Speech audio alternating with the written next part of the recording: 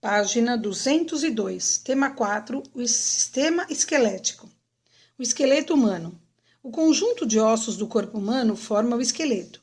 O corpo de um adulto tem um total de 206 ossos, cujas funções principais são sustentação, proteção dos órgãos internos, movimento, produção de células do sangue e armazenamento de substâncias, como o cálcio e o fósforo. Os ossos podem ser chatos, como os do crânio, curtos, como as vértebras, ou longos, como o fêmur. Então, observem aí o esquema do esqueleto humano. Então, nós temos a coluna vertebral, que é formada por 33 ossos, chamados vértebras. No interior da coluna, há um canal que abriga a medula espinhal. A estrutura óssea da caixa torácica é formada por 12 pares de costelas e pelo osso externo. Ela protege órgãos como o coração e os pulmões. O pé tem 26 ossos distribuídos em tarsais, metatarsais e falanges. O crânio é um conjunto de 22 ossos. Ele protege o encéfalo e possui cavidades dos órgãos sensoriais. A estrutura óssea da mão é formada pelos carpais, ossos do pulso, pelos metacarpais, ossos da palma da mão, e pelas falanges, pequenos ossos que formam os dedos. Então, esse é o esquema mostrando alguns ossos que compõem o esqueleto humano. Página 203. As articulações. Articulações são regiões de junção entre dois ou mais ossos. Elas são compostas de cartilagens e ligamentos. As articulações são classificadas conforme a estrutura e o grau de mobilidade, podendo ser móveis, semimóveis e imóveis. Observem o esquema, tipos de articulação. Então, nós temos a primeira aí, a articulação móvel. Ela permite movimentos amplos. Como exemplo, nós temos as articulações do joelho e do ombro. Nós temos a articulação semimóvel. Permite movimento muito reduzido. Exemplo, as articulações entre as vértebras. E a articulação imóvel. Não permite movimentos. Exemplo, articulações entre os ossos do crânio. Elementos de uma articulação móvel. Em uma articulação móvel, ocorre um livre deslizamento entre as superfícies de dois ossos. Entre elas, existe o líquido sinovial, que funciona como um lubrificante. As superfícies da articulação são recobertas por cartilagem que diminuem o atrito e o desgaste dos ossos. As articulações permitem que os ossos se movam apenas em determinadas direções. Isso acontece devido à presença dos ligamentos, que impedem que os ossos saiam do lugar e mantêm as articulações na posição correta. Então, observem a imagem ao lado de uma articulação móvel.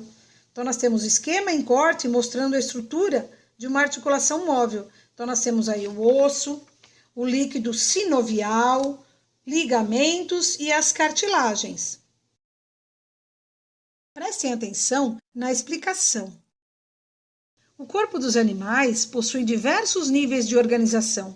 Embora a presença de células ela seja uma característica comum, nem todos os animais possuem tecidos, órgãos ou sistemas. Um exemplo disso é a presença da coluna vertebral, parte de um esqueleto interno rígido, formado por ossos e que ocorre apenas em alguns animais. Então, a presença de uma coluna vertebral é uma característica exclusiva de animais chamados de vertebrados, enquanto os animais que não possuem ossos são chamados de invertebrados.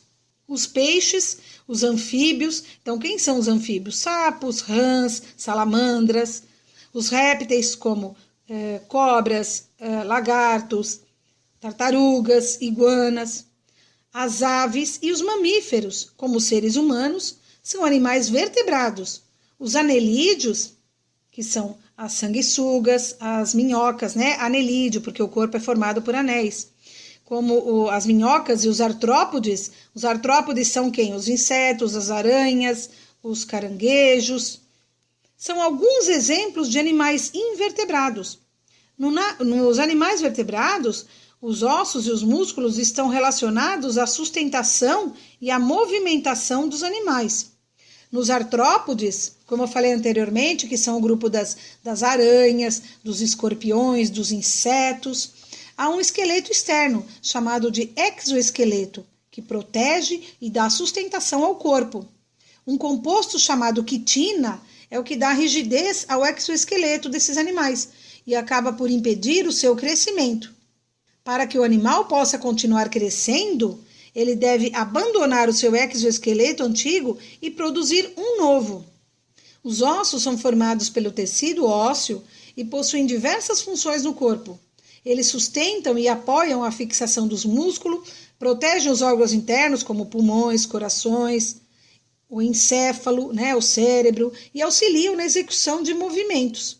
Como já foi falado anteriormente, os seres humanos adultos possuem 206 ossos. Na formação dos ossos no ser humano, ocorre primeiramente o desenvolvimento de um molde de cartilagem, tecido que será gradativamente substituído pelo tecido ósseo. Vasos sanguíneos se desenvolvem e levam nutrientes e oxigênio para o osso em formação. Ao nascer, o ser humano possui 300 ossos. Parte desses ossos ele vai se fundir, ou seja, ele vai se juntar como resultado do processo de ossificação, que continua após o nascimento. Um exemplo são os ossos que formam o crânio do bebê. Em alguns locais, chamados de fontanelas, ainda não existem ossos. A fontanela é popularmente conhecida como moleira. Faça os exercícios da página 203.